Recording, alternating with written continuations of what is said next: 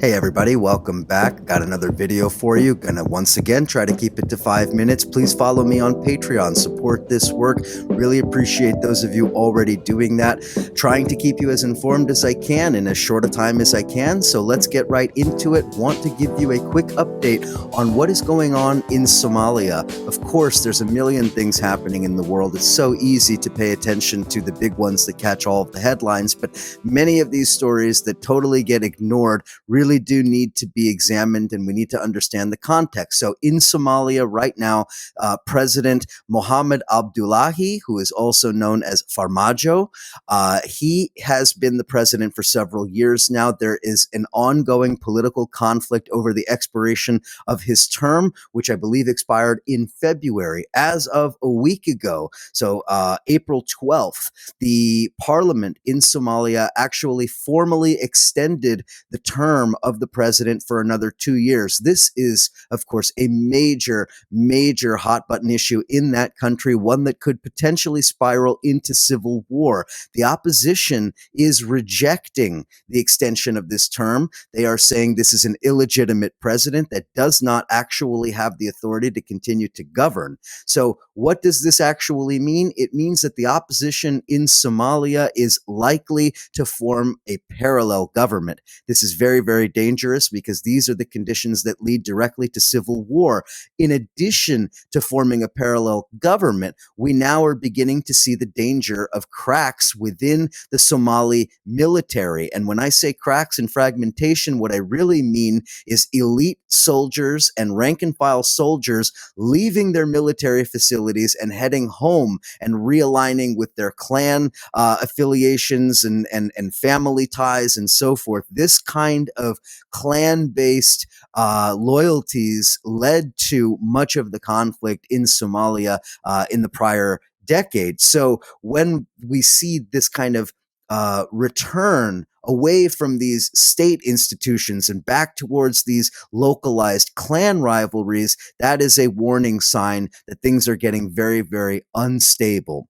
Somalia, we should understand, like Ethiopia and other countries in the region, is a federated state. That is to say, each of the individual states are, to some degree, have a level of autonomy. Okay, and they have different interests, some of which have aligned with Farmajo, some of which have aligned with the opposition.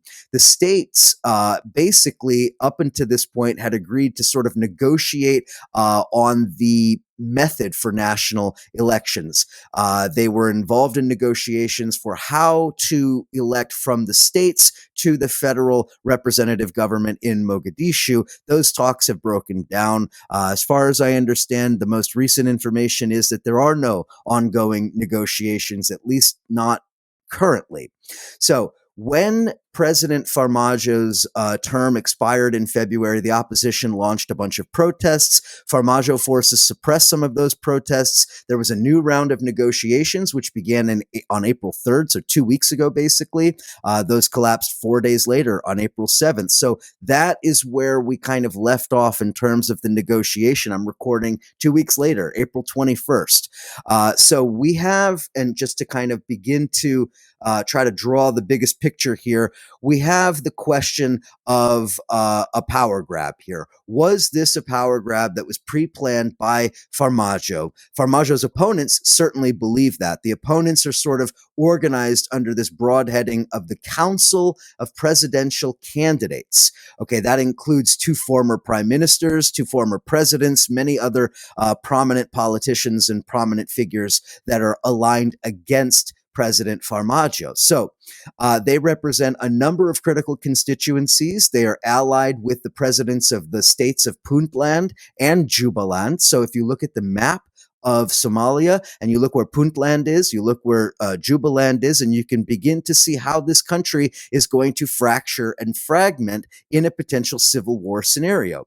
So Farmajo's support is mainly in central Somalia. The opposition support, you can find it in the north and in the south. And interestingly, Somaliland, which is a geopolitical and strategic necessity right there at the opening to the Red Sea, see, the Somaliland remains in doubt. It's not exactly clear where they're going to fall. So there's a lot of open questions as far as the nature of the opposition, as far as the cohesiveness of the opposition, and then I think most broadly and maybe most importantly for us in looking at the international angle in all of this. First of actually, no, before I can get to the international angle, again, the fracturing of the military forces. And we should note here, and I guess this is the international angle, that many of those special forces in Somalia's military, the Somali special forces, are trained by Turkey.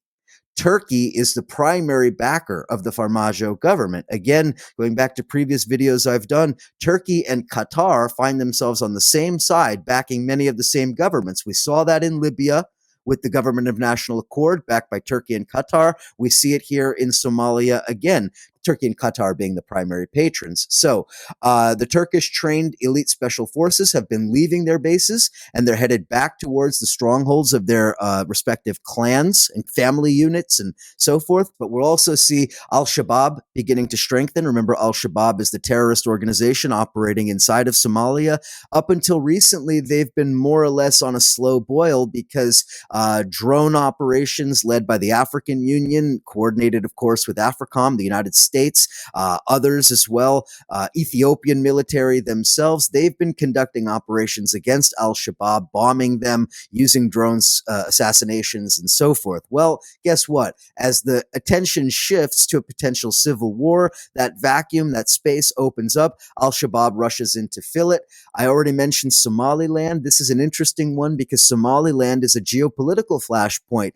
We recently saw the establishment of a Taiwanese consulate in Somaliland, which is very odd, but of course is part of the broader sort of anti-China posture that the United States has been promoting. The U.S. was the primary backer of the creation of a Taiwanese consulate in Somaliland, again, trying to eject the Chinese out of the Horn of Africa, out of Africa more broadly, but certainly out of the Horn of Africa.